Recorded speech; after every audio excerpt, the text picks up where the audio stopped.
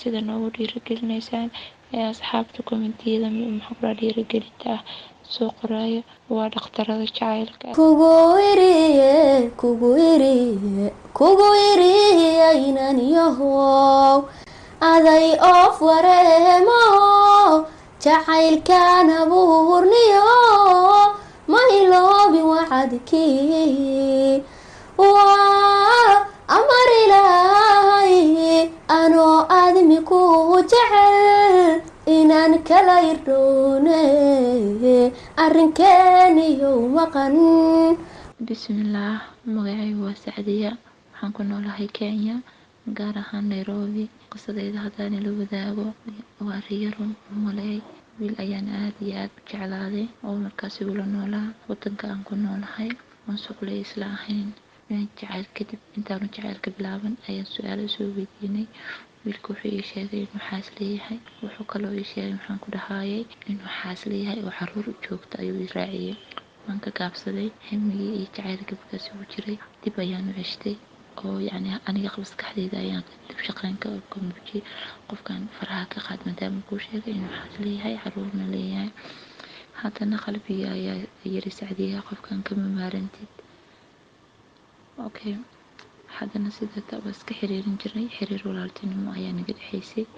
kadib waxaa dhacday in aniga aan qof kale xiriir yeelanay, qof kale si degdeg ah oo lama filaan ah inuu iisoo doontay oo just familka ii geey.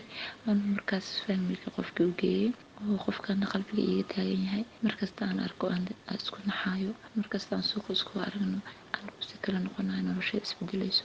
bismillaah ayaan leeyahay, maxaa kule qofkan saas maxaa ugu jeclaatay, maxaa kugu dhacay? anigoo yaaban oo arrinka ka yaaban jacaylka wiilkan oo hayana xamilila, qofkana uu guur iga rabo oo just familkii ay guur qaabinayaan, ayaa waxaan bilaabay inaan walaaltinimo u xiriiriyo.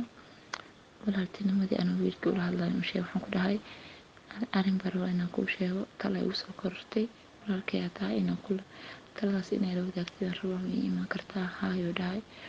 markuu ii imaaday qaabka uu guriga igu imaaday waan u sheegi waayey inaan jeclahay isaga. qofkii markaas guursanayaan u sheegay, hadda mataqaanaa aniga gurikaasaan kala rabaa, waa kaasaa carankayaan u sheegay, usoo bandhigay. hambaliyuu dhahay, laakiin Nairobi aa joogtaa baayo, qofka aad guursanaysa nolosha la wadaagaysa iska fiiri. haye way iga sii tagaayay. gabadha markaas la joogtay intaan kulmina jikada ku jirtay, sariirta ayaan saas ugu dhacay. inaan madaxayga dhan sariirta u dhammaystiran yahay ayaan maleynayay, balse sariirta ayaa iyo anigaaba dheeraabo. sariirta darbiga ayaan madaxa ugu dhufsaday.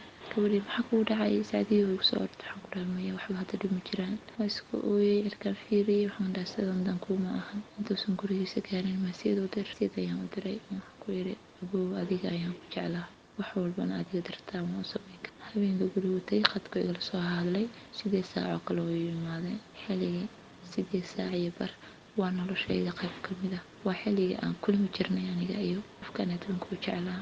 8 saac iyo bar markuu ii imaaday waan u sheegay, waxaan ku yidhi saasay jirta, aniga adiga ayaan ku jeclahay, wax kasta ma iska dhaafi kartaa? haa, adiga ayaan ku jeclahay. reerka markaas maamadii eedadii ahayd, waxaan bilaabay inaan kasoo horjeesto, inaan reerkii oo dhan kasoo horjeesto, inaan maxaan ku dhahay dhaho ninkan ma rabo, ninkaadaa shalan oo keentay. wiilkaana eeda ayuu wuxuu ka samaystay weji. eeda maadaama suuqlaya isna suuqlay isla ahaayeen, dukaanka ugu imaanayaa maanta dhan. waxaan ku dhahay eeda ayuu wuxuu ka samaystay simbaasiya ka diyaarsaday. bis waan kasoo horjeesta, waxaan ku yidhi maya ma jirto. guurkii aan ka dhaartay. markaan guurkii ka dhaartay ayaa ninkii wuxuu iga maray xagga walaalkay buu wacay, uu keenay degedka kasoo bixiyey, just markaas Soomaaliya ka keenay. markuu ka keenay arrinkii waxaan ku dhahay familkii aa galay. maalinta meherka dhacayaaba isoo wacay, walaalkay meesha joogo, ninkii ayaa liigu meheriyey. markii ninkii liigu meheriyey gurigii aan tagay la ii sheegay, waan xanuunsaday. waxaan ku yidhi hadda ninkaan ay qabo, haa, meesha Nairobi aa lahaa Sacdiya, inaad meel degtid oo maxaan ku dhahay guri yeelatid, mustaqbal yeelatid ayaan diyaar u nahay. wiilkan waa wiil dhalinyaro, waa wiil aan balwadlaan, waa wiil shaqaysto, nolosha la wadaag, naa kale ma qabo. waxaan ku dhahay nolosha inuu kula qaato rabaa waqtigaaga iska qaado. gurigii aniga aan kusoo noqday markaas aan ku noolaa. Markaas faamilka ma tegnin, gabar kale faamilkana deganaa. Gurigeygaan kusoo noqday, gabadhiyaa soo waday, wiilka laba dhashaa soo waday, gurigaa laga keenay. habeenkii laba indho iskuma keenin, umana sheegin asaga. wuu ii imaadaa 8 saac wuu ii imaadaa, wuu ii sheekeeyaa, anina si kale ahay iska oynayaa, wuu iga tagaa. caadi iska wax ku dhaca ku jeclahay, wax ku dhaca waan ku jeclahay. go-aan ayaan gaaray inaan qofkaan nolosha la wadaagin, aan qofkaan saan u jeclahay aan nolosha la wadaago. ciidan dukaanka ugu tegay laba taran waa mid dooro. aniga qofkaan ma rabo inaan just hadda tigidhkayga goosto oon Soomaaliya ku noqdo, iyo inaan maxaan ku dhahayaa qofkaan madaxayga iga qaataan. wiilkeena maamadu halka habeenka wuxuu dhiibay lacagta arooska ku dhici lahaayeen iyo wax kasta maamadu u diyaariyay.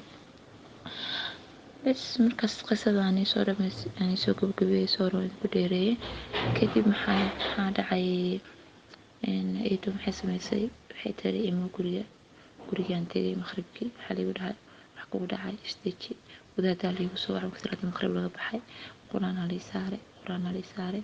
waxaan aniga maxaan ku dhahay si kala noqdo, cunto ma cuno isbuuc adiga 8 beri miyaa anda si kalena. waxaan ku yidhi maya, guriga soo deg kasoo wareeg. maya, shaqadii waa iska dhaaftay, guriga hadda joogtaa, guriga kasoo iska dhaafay. maxaan ku dhahay soo wareeg kaalinta ku naso. maya, mustacga haddaan ku nasto ma arkaayo qofkii aan aad u jeclaa noloshayda qaybta ka mid ahayd. bas markuu soo waco waa ku jarayaa, wiilkan kale macanayaa aan jeclahay. anigan isku dhex yaacaa noqday, yacni qof shoo qaaday oo waalan camal ayay noloshayda isku bedeshay. gabadhii markaas la joogta ila talin jirtay, maya baayo saasa yeelin, saas bilow. waxaan ku dhahay qofkaan jeclahay ayaa noloshayda iska leh, qof kaleeta maya. dhaar ayaan ka maray. wiilkan waxay shaashadu ii saareen sawirka yaa waa wiilii jira waagii hore. waxaan dhihi jiray walaalkay.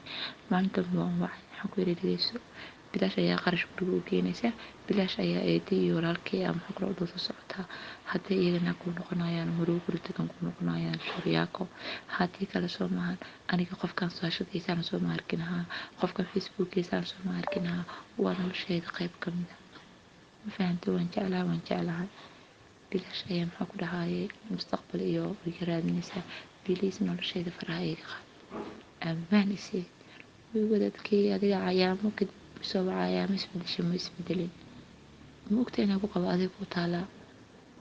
qofaan jeclahay aniga subradiisa iyo subradeeda isku soo sameynayaa, ubaxayaan ku dhijinaa, waa u dirayaa. maalmada muxuu dhahay waa yaraan lahaa walaalkay yimaada tasma ku aansatay haa haye madaxyaa la iga qaaday. markii madaxaygana keliya soo qaaday ayaan u sheegay, waxaan ku dhahay saas ay jirto. waxaan baryoo dhahay haye maantaas balan ayuu ila galay. wuxuu dhahay balantuu ila galay ilaa iyo hadda ma ilaabo. just markaas soo xasuusta balantuu ila galay, qalbiga ayaa damqado. wuxuu igu dhahay abaayo haddii maanta aad noloshaada aniga ay uga hibeysay, oo aabana kuu joogin, oo hooyana maanta adduunka kuu saarneen, oo aabana adduunka kuu saarneen, oo noloshaadina maxaa ku dhahay aniga maanta ay soo doorbiday, ugu dhahay waxaan kuu noqonayaa hooyo. waxaan kuu buuxinayaa booskii hooyada, waxaan kuu buuxinayaa booskii aabbaha, waxaan kuu buuxinayaa booskii ninnimadayda. ama waxaan ku dhahay xaajiyeeya noloshaadana ha ka fikirin inta ka dhiman. hayaa ku dhahay aniga qalbigaa ka farxay. markaas wax walba aniga runa u malayn jiray, waa iska aaminay. hayaa ku dhahay aniga waxaan bilaabay inaan guriga iska joogo, faamilka dhan inay nacaan oo qof xun aan noqdo. waxaad macsan tahay Nairobi maxaa ku haysaa inay dhaho. waan soo kaxaa, waan cunteeyaa, asaga leen wacaa 8 saac iyo imow. asaga mooyaane inta kaleeta aniga malihi. qof kasta lambarkayga soo waco ama qof kasta oo social media iga soo raaco, sawirkiisa u diraaya, waxaan leeyahay boonikaasaan jeclahay isoo duceey. qofkii bismillah baa ilaah kuu sahlo iga horkeenaya. anigana si kale ahaan waa isbedelay. isbedelka noloshayda kusoo kordhay wuxuu ahaa jaceylkiisa.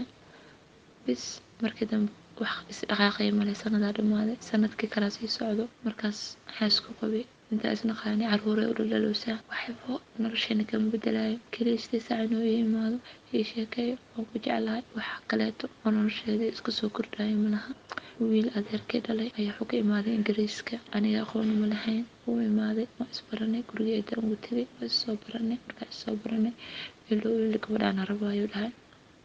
wax kasta u imaado waa isbedeleen, gabadhaan rabaa diyaar waayaa laba lagu daraya.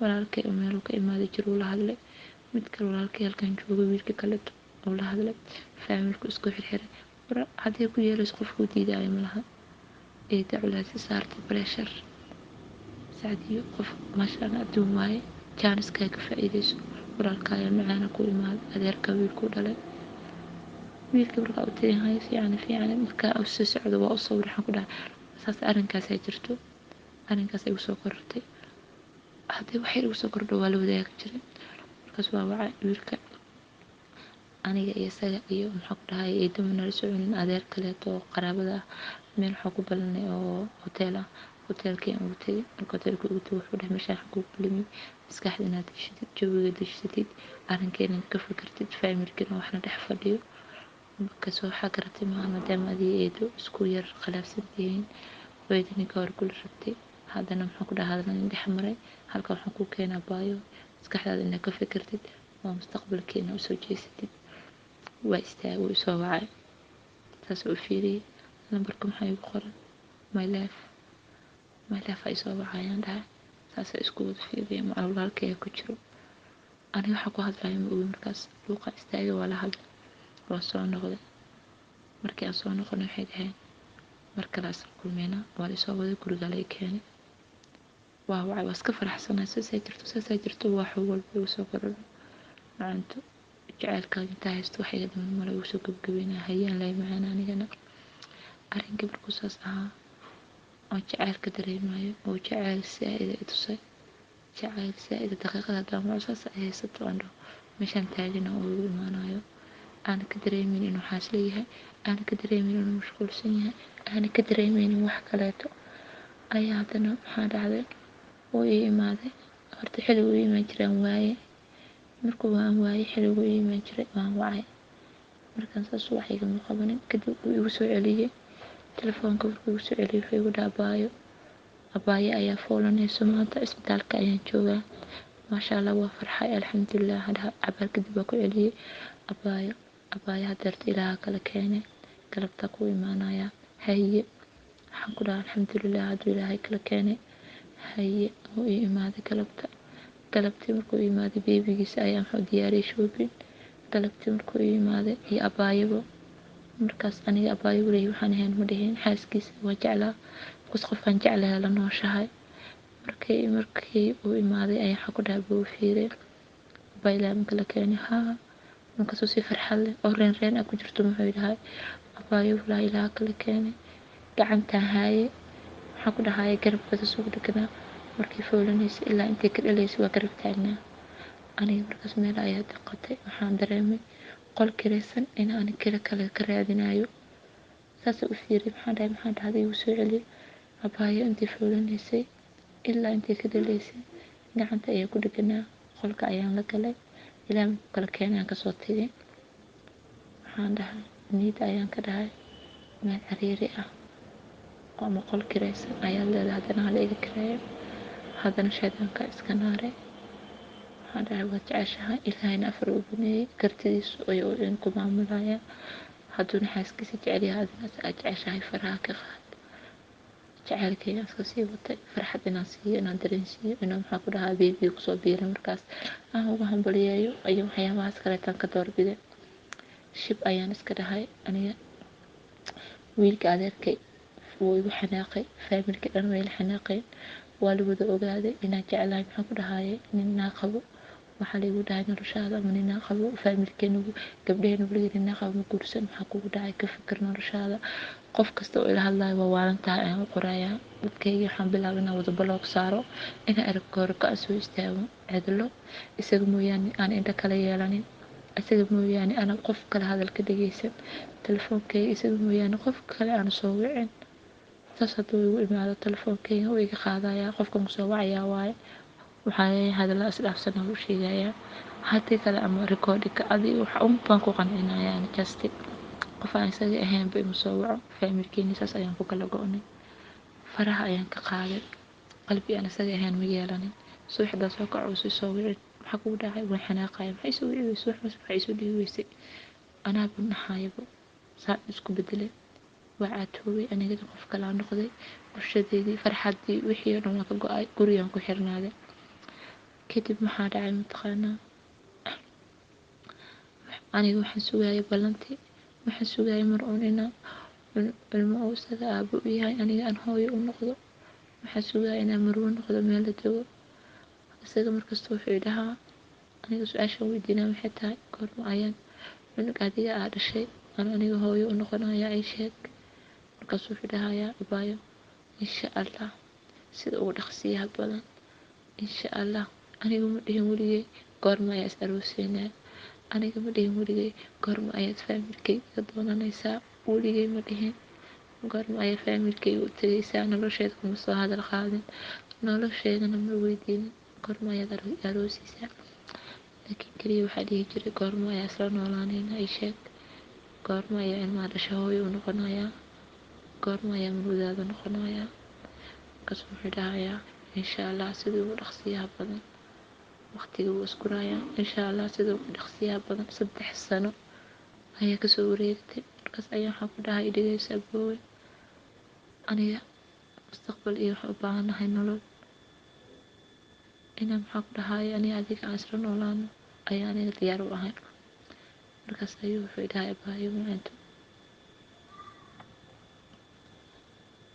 abaayo macaanto waan isla noolaanaynaa waana ku haminayaa laakiinse hadeerto waxba ma hayo waxna gacanta kuma hayo waxaan ku dhahay aniga qarash ma weydiiyey qarash aniga kuma weydiinin waxna kuma qarashna nolosheeda iskuma kaa xirin keliya aniga waxaan kaaga baahanahay inaan adiga isla noolaano aniga nolosheeda inta ka dhiman balanta adiga qaatay ay oofisid nolosheeda inta ka dhiman aniga agtaada waa ku dhammaystirto haye insha allah haye insha allah haddaysan khayr ahayn waa dhib ma dhammaato wuxuu igu